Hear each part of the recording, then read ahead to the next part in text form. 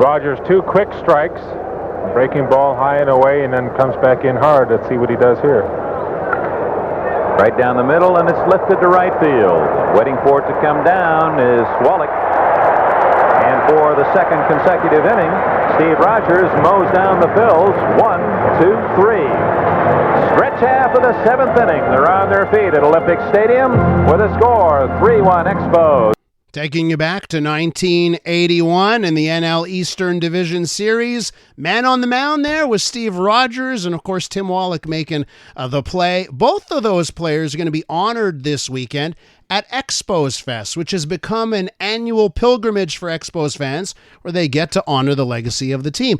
Well, this weekend's going to be something special because many former Expos will, quote-unquote, have their jersey numbers retired. Steve Rogers is in studio with us. Steve, thank you so much for coming in. It's my pleasure, and it's nice to hear a clip where I got someone out. Oh, come on. You know what? You know what's interesting? Nowadays they have all these new different types of stats, right? Sure. Oh, yeah. And because of that, you can go back and look at the old players and you really see, who truly was great. And you get to look back at your records and what you did with the Expos from 73 to 85. You were with the Expos. Right. There's no doubt you were the greatest pitcher in Expos history.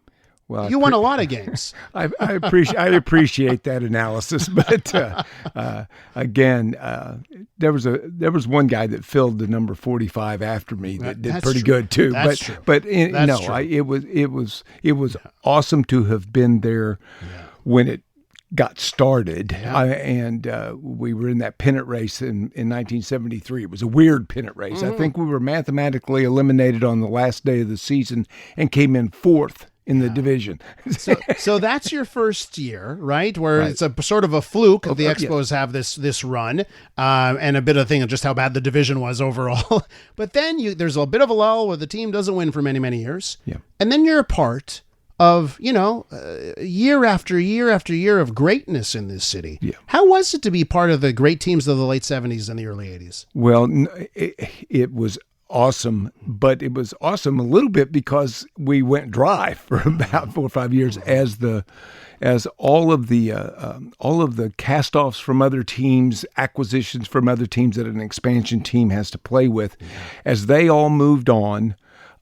And we started getting major league players 2 a year. We were getting major league players out of our organization. Mm-hmm. And then when you're talking about the late 70s and early 80s, those years were all built on that, that minor league system producing so many great major league players. So it was awesome. I want to ask you this because, often you look back at a career and this kind of stuff, but what's the greatest moment you had in Montreal? What's the pinnacle of having the Expos logo on your jersey in your mind?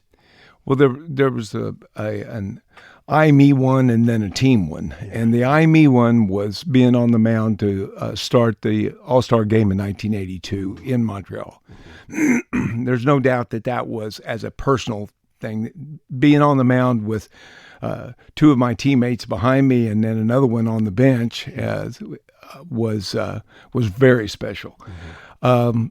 As far as team goes, I think the four game streak from the second to last game of the season in 81 against the Mets, a 2-hitter, and then beating Carlton twice, and then beating Royce in Game 3 of the league championship series was that little.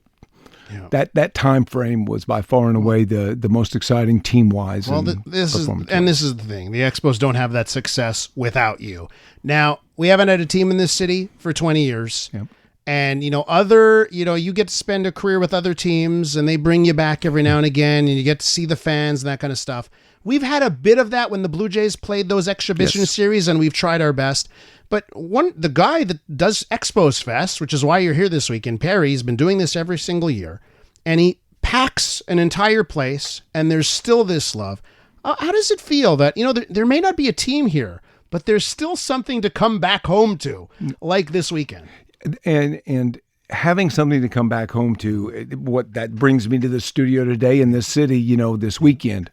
Not having a team here, though, means that's maybe once a year. Yeah. Whereas having a team there, you promote during the year, the special events, bringing the alumni back, and teams utilize that. Yeah. Of course, that's not present here, but yes, there's always a reason to come back to Montreal for me. I grew up as a person, as a baseball player, in the city of Montreal. So it has a very special place for me in my heart. I love getting back here. With Steve Rogers, played for the Montreal Expos from 1973 to 1985. He's going to be honored this weekend at Expos Fest with his jersey number being retired. Steve, for our listeners, you've continued to work in baseball, the Alumni Association for the players, the Major League Baseball Players Association as well.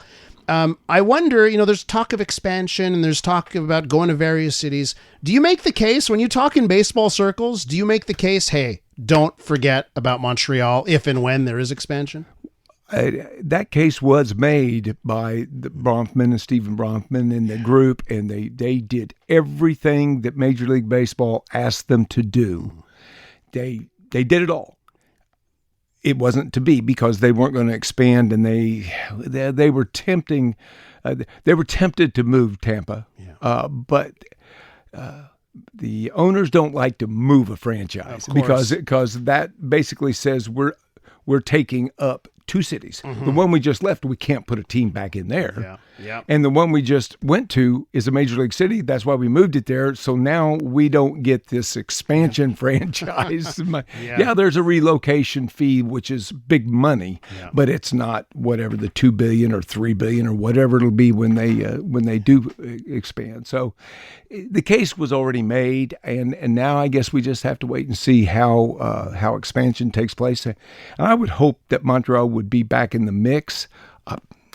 I definitely talk about it, that Montreal did everything they were asked to do. Now, this weekend at Expos Fest, you'll see your jersey retired. Right now, of course, not the same thing as if it was in a Major League Baseball stadium and it goes up on the right field wall or wherever it would go. Yeah.